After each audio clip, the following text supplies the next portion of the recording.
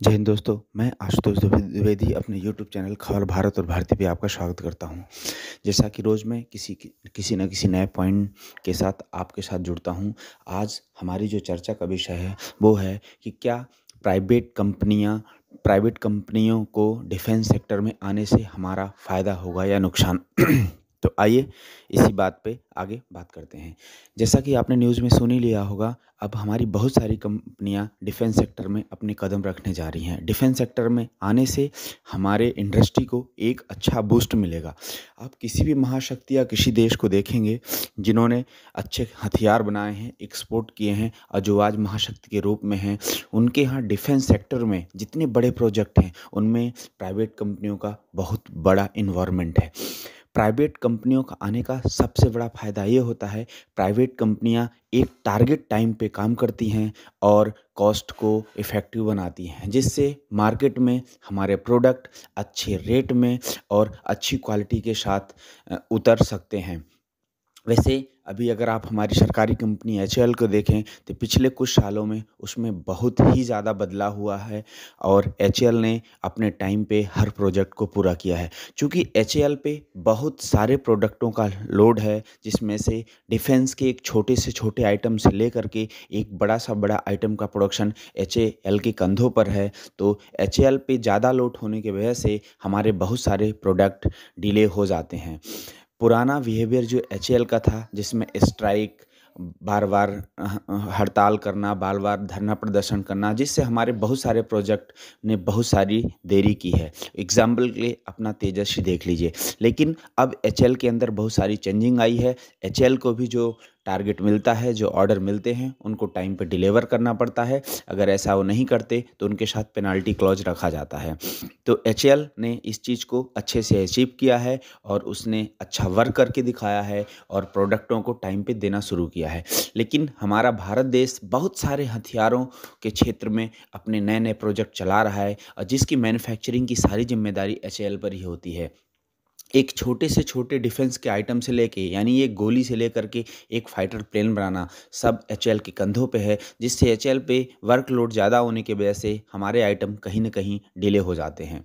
जिसमें मौजूदा जो केंद्र में गवर्नमेंट है, उसने जब से सत्ता संभाला है, उसका कंटिन्यू दबाव रहा है, कंटिन्यू उसका प्रयास रहा है कि प्राइवेट कंपनियाँ इस सेक्टर में आएँ। शुरू में प्राइवेट कंपनियों के पास एक हिचकिचाहट थी, एक विश्वास नहीं था कि गवर्नमेंट का क्या रुख रहेगा, क्योंकि डिफेंस सेक्टर के यूनिट लगाना, डिफेंस के पार्ट बनाना या डिफेंस मैन्युफैक्चरिंग में इन्वेस्ट करना एक खर्चीला काम होता है। इसलिए प्राइवेट कंपनियों के मन में एक छोटा सा डाउट था। धीरे धीरे गवर्नमेंट से या एचएएल से मिल करके उसको उन्होंने ख़त्म किया। अब बहुत सारी प्राइवेट कंपनियां हमारे इस सेक्टर में आई हैं। अब आगे जो भी हमारे प्रोडक्ट आइटम हैं, जब चेकिंग पार कर जाएंगे यानी प्रोडक्शन में आ जाएंगे, तो वो सारी टेक्नोलॉजी एचएएल प्राइवेट कंपनियों को ट्रांसफ़र करेगी और फिर प्राइवेट कंपनियां उसकी मैन्युफैक्चरिंग करेंगी। इससे हमारा प्रॉफिट ये होगा, हमारे देश के अंदर अच्छा खासा मैन्युफैक्चरिंग यूनिट बनेगी, लोगों को रोज़गार मिलेगा और हमारी सेल्फ की टेक्नोलॉजी, हमारे खुद के पार्ट विदेशी मार्केटों के लिए तैयार हो पाएंगे। जैसा कि आप जानते हैं, हमने हमेशा हथियारों को लेकर के दूसरे देशों पे आधारित रहे हैं। दूसरे देशों से हमने हथियार खरीदा है। अब भी बहुत सारे हथियार हम दूसरे देशों से ले रहे हैं। हथियार का मार्केट बहुत ही पैसे वाला होता है।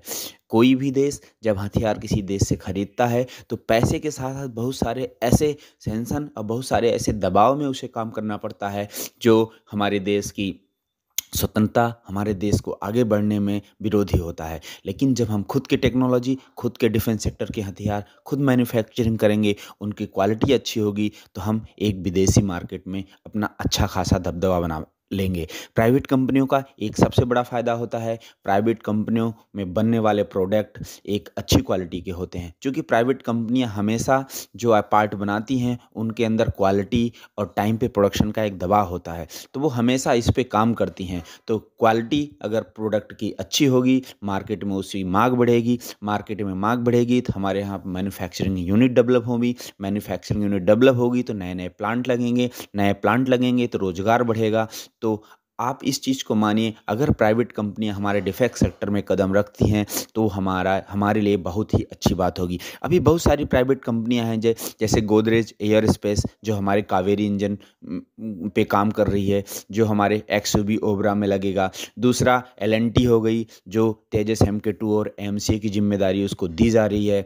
और ऐसी बहुत सारी कंपनियाँ हैं जो ऑलरेडी डिफेंस सेक्टर में काम कर रही हैं। लक्ष्मी मशीन टूल का बड़ा नाम है, जो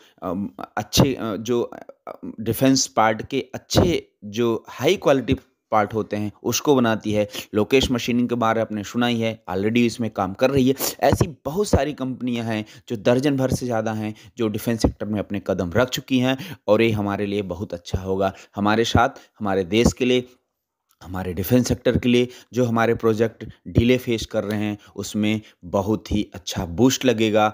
आगे और किसी नए वीडियो के साथ जुड़ते हैं। जय हिंद।